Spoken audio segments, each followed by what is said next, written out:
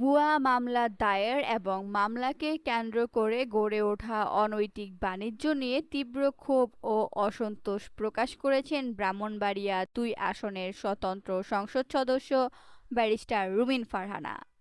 বিএনপির সাবেক এই শীর্ষ নেত্রী নিজের ভেরিফাইড ফেসবুক অ্যাকাউন্টে দেওয়া এক সংক্ষিপ্ত পোস্টে এই ক্ষোভ উগরে দেন।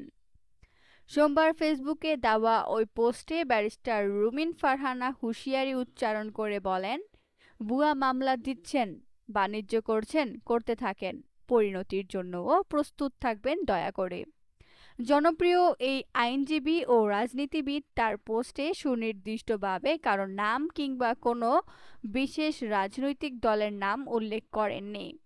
তবে সামাজিক যোগাযোগ মাধ্যম পোস্টটি আসার পরপরই তা ব্যাপক আলোড়ন সৃষ্টি করেছে এবং কয়েক হাজার নেটিজেন এতে নানামুখী প্রতিক্রিয়া দেখিয়েছেন।